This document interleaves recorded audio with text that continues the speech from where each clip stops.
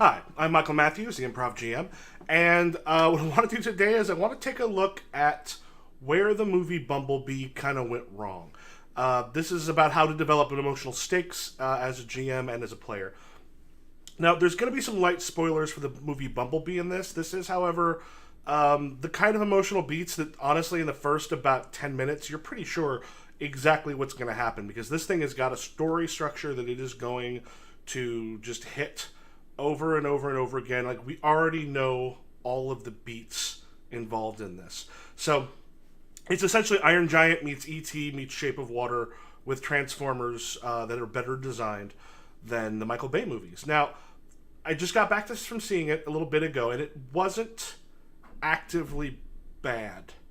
I mean, the writing was movie of the week quality, where it felt like someone had read the first draft and gone, okay, you got a cool rough, but here are the emotional beats you need to hit to really make this work. And the writer put those beats in, but never attached them to anything. And in the last 15 minutes, there are no less than 3 changes of heart that happen not because of a character reason, but because we're in the last 15 minutes. These things sort of have to happen now. So we've got a couple characters we'll talk about. In particular, we have Charlie, who is the one who finds, befriends, and possibly falls in love with Bumblebee. Her mother, who's this sort of clueless and selfish mother who kind of means well, but she's kind of a caricature. Her stepdad, very horny for mom, is trying to be that nice guy and has got the subtlety of a Michael Bay movie. Like, he means to be nice, he just doesn't get her.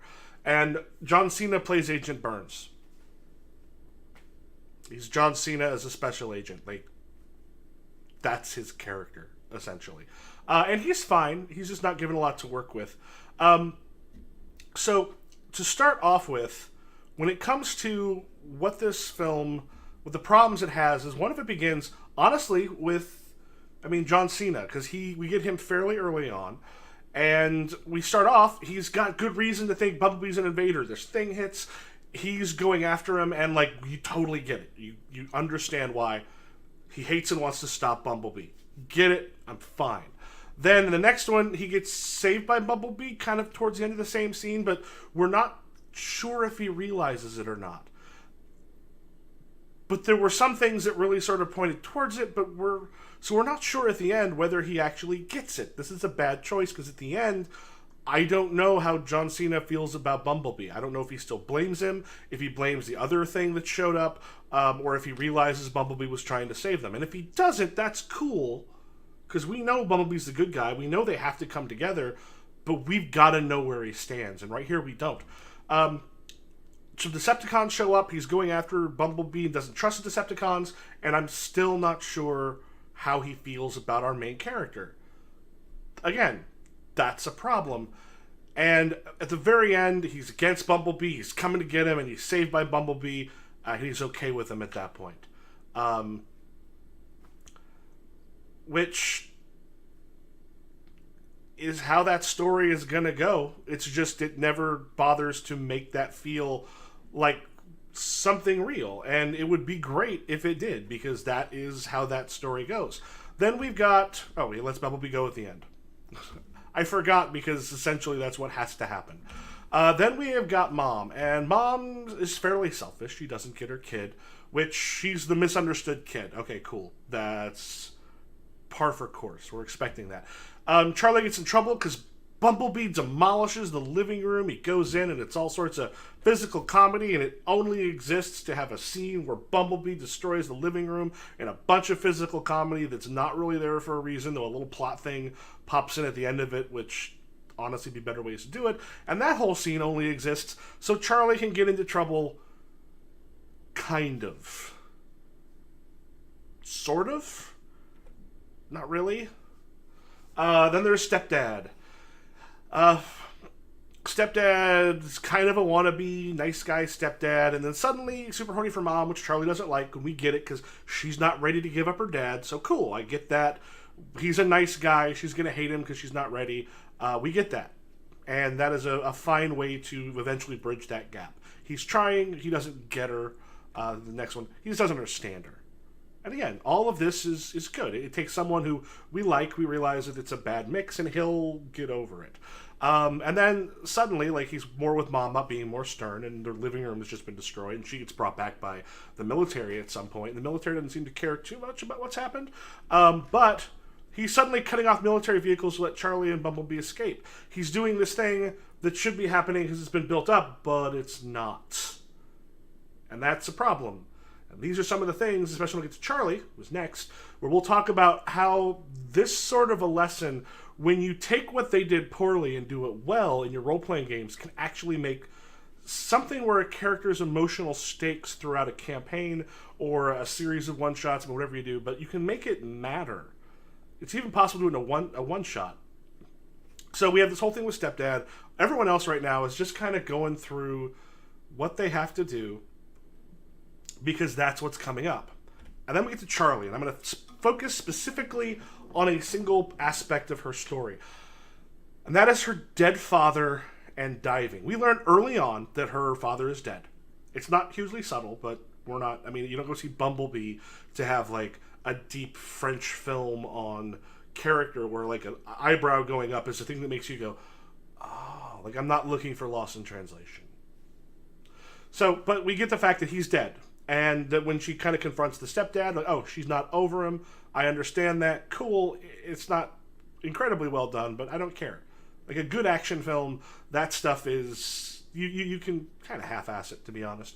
And it can still work because you're focused more on the action aspects of it. So we get that right up front. We get that she's this sort of rebellious teen because she not only reminds you a little bit of Bender from... A Breakfast Club, they even reference that multiple times in the movie. Again, subtlety, not a thing here. I'm not knocking that. I'm knocking the fact that it didn't make it work.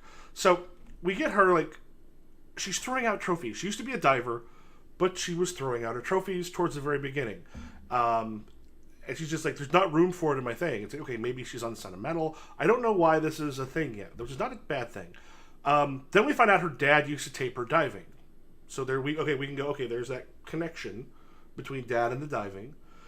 Cool, so that's something she was doing. And then she's given an opportunity to dive off a cliff at one point because Bumblebee had read the script, not for any other real reason, but they kind of need this moment, and we'll talk about the more specifics in a little bit. And then finally, she has to dive later on. We'll talk about that in a moment. But she has to do this thing that has been shown to us a couple times that she can't do, that it's tied with something emotional that she hasn't let go of. Great, that would be good if it was at all set up. See, unlike a lot of the other things that didn't really have their setups done well, and John Cena being a bit of a exception, it wasn't done well, but at least those beats were in there, they just were clumsily handled. But almost everyone else's beats are just sort of thrown in because, oh yeah, this is the part where you do this. This is the part where you do this. Hers are clear in that they exist. They're just not set up particularly well. So the intended story structure, what should have happened with that, and which should have been emotionally engaging because it is storytelling 101, she's trying to throw away something important from her life to move on. We kind of get later on the fact that her father was somehow involved with the diving, and so when she throws it out, we don't know that's important yet. But it's made a big deal for a moment. We think it's for another character thing, like she's moving past things or whatever. We don't know it's tied into this. That's actually fine. I like that aspect of it. But then she's supposed to be like, find out why she's trying to place this behind her. Why is this something that she wants to leave behind? And we find out father, blah, blah. Then she's supposed to discover that she's still emotionally tied to that thing she tried to leave behind. She hasn't been able to do it. It's still an important thing for her, and she can't bring herself to do the thing that she had tried to give up. And then at the end, she has to do that thing because she cares about someone else, and doing it allows her to do the heroic thing at the end. That is the intended story structure. And it's not terribly original. It's not terribly involved or subtle. But it works. It's a basic story structure that can be very, very compelling. The problem is in the execution. So she's trying to throw this important thing away from her life, but we don't know she's throwing anything away. And again, that's actually fine. Leaving it as something that we understand the significance of later is good. It's actually some good storytelling. Like, that would be good. It feels like a clumsy attempt at showing that, like, her mother doesn't get her. And again, good idea. Like that, like, we'll have it fill two purposes, and the next time it comes around, it's gonna hit you. Oh, that's what's going on. That is the hope. It doesn't really happen because she finds out why she's placing it behind her, like this whole like link with her father. We see her dad had taped her diving. That's my girl. It's standard decent parent 101, but we don't really get the feel that these two things are emotionally connected. And at this point, I'm like, oh, well, maybe they'll go into it more a little bit later, and they'll show us that she is connected to this, that he was her coach, or he had done more things with her, like that was the thing the two of them had, maybe that mom didn't get, and so it represents something bigger. So at this point, I'm still going, okay, I can add those two things together. That's cool. I don't feel it yet. And the problem is, I didn't feel it. But then, she's still emotionally tied to the thing that she tried to leave behind. She dives. Like, she's given a place where Bumblebee kind of gets her to try to dive at this party they just sort of happen onto in a cliff. And she won't dive. And I think it's supposed to be she's still tied in and she can't do this thing because it was with her dad, but there's nothing in that script besides knowing how stories work that says anything about that. So you're sitting there going, like, I maybe understand what's going on, but the director and the script are doing nothing to make you feel that. We don't know if it's all the people around her. We don't know if it's the fact that she kind of has a crush on the guy that fell. Like, there's all these things we don't know. But it's supposed to be this important emotional beat, which is a problem when we get to the end when she does the thing. She has to dive into the water to save Bumblebee. The problem is we haven't felt that she can't do that before. We know she's a diver, so of course when this water comes in, oh yeah, she's going to dive. But not only do we not feel this emotional tension of can she do this to save her friend, it doesn't save him. He's fine. It just gives us a Shape of Water shot at one point. Not even the one you're thinking. It's like a little bit after the one you're thinking. And it's just... it's there, but it's not doing anything. We have her go through all of this, but nothing has been set up to make it matter. And one of the nice things when it comes to, say, an improv show, if you're doing long-form improv, as you're throwing stuff out, it's getting either used very quickly or often just forgotten. So the stuff that gets used for your character, you make sure you sort of bring up, because these are the touchstones that let you build that person throughout the performance. And emotionally, in a movie, you can have a whole lot more storylines going around because they can keep it all in their head more, and audience and kind of keep it going because you're not creating it on the fly. You're also not creating it with like 5 or 6 different minds. So you can be more complex, you can be more focused. And in a role-playing game, while you have a number of other minds, you do have one person who has more ability than most to push the story and to bring things in, and particularly when to give the spotlight and what to give it for. This is where the GM and the player can help make these kinds of ideas have emotional resonance, but it requires a little bit of work. So, all of the stuff that she's doing is designed to make that final dive important. It's designed to make it this emotional moment where she does the thing that she couldn't do before, but because she can do it now, we know that her story, her arc is complete. She has done the thing, she's gotten over it, because it represents giving up this inability to get past her father. Cool, that's what she needs to do. It's a subplot, it's not a well-developed subplot. If it was, it would help. If you think of Die Hard, when Al Powell shoots the other terrorist at the end, what makes that work emotionally is we know he never wants to draw his gun. We know he screwed up and he killed somebody that he didn't mean to, so he is doing everything he can not to. That in pulling that gun to save his friend, he as a character has changed and advanced and become someone different. I haven't watched Die Hard in forever, and the reason Die Hard sticks in your memory so well is it's really well written. Like, everything comes together in really, really good ways. There's a reason Die Hard became the template for a whole lot of other filmmaking. So all of this, if you take those beats, if you take those moments, and you make them important, you actually can create something really cool at the table. So when your characters have something important to them that you want to tie into the game, make sure that each of these sort of steps is important. We need to see you, the basics, introduced, complicated, solved. Like, even if it's just 3 times coming through, here's how we see why this is a problem for you. Here's how we see why this gets in the way. And here's you solving it. Because basically, the rule of threes in comedy kind of works here. You set up a pattern here. This one should go to the next thing where you can't do it. But because something else is important, you're able to do the thing. If your paladin wants to have troubles following the edicts of their god, let's say the paladin's like, I want to have a paladin who's can't go along with all the things the god says. I want to be put in positions where I have to possibly give up that power. As a player, brings that to me, I'm like, that's amazing. We're going to make this cool. So like the first time when you see them step out of line or something, you want to have it like things fail a little bit. Like there's the warning.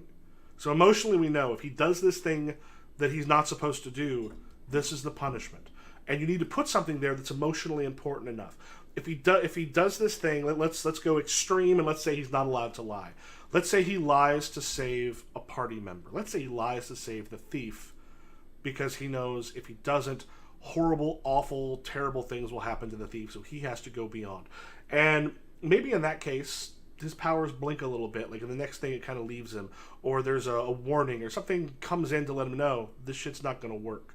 And then, next time it comes around, that's when you drop it out completely. You give him another situation where there is an emotional reason to actually have to stop what he's doing, to not follow the edicts of his god, and then at that point, you actually have a much more important reason for them to do something, and that might be another edict. Let's just go with lying. Let's keep it simple. In this case, the lie he's going to tell is going to save maybe a bunch of people. It's going to actually make things better for the greater good, and now they're in a position where they have to fight against their god for that. So in that case, power's gone. So we've gone through and we have seen that these things that meant something to them cost him a little bit, cost him a bunch, now his power's gone. So the third time, if he wants it back, it should be something where they're kind of willing to sacrifice themselves or do something that will make up for what's happened before. Maybe putting themselves in the place where they're the ones who the bad thing has to happen to. Whatever kind of sacrifice is correct for your god, then they get the abilities back which let them survive the thing. So they've gone through, they failed their god a few times, or what I like more, they get to a point where they actually have to give up their god, and maybe another one is able to actually give them the power. They need to go with their heart all along, which would actually be a much more interesting storyline, realizing that they had worshipped the wrong god for them and been a paladin for the wrong god, and then they can become a different one.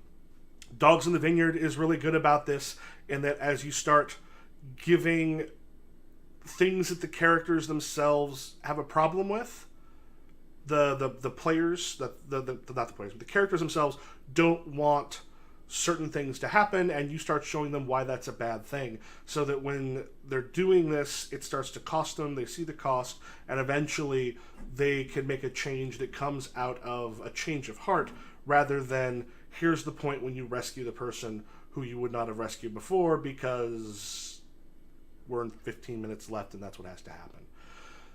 So when you are taking something that a character wants and is important, make sure it emotionally hits, because just doing the thing is not enough. And the problem with Bumblebee is here's the thing you've done, and we know you're going to eventually suspect Bumblebee, but then you're going to be on the side and he'll probably have to save you so that you can then save him in return. Like, we know that's going to happen from the very beginning, but when you build it up emotionally, when you actually make that something that is important to the character, you can make that something that's not simply checking off boxes. And the problems with a lot of character development in role-playing games, if you don't go deeper, is that you are essentially checking off boxes. So, I would recommend seeing Bumblebee because it makes mistakes, but mistakes that you can learn from. Beyond that, have yourself a good evening. I'm the Improv GM. Go to Improv GM on Twitter. You can also hit like or subscribe when I put this up on YouTube, and have yourself a great evening.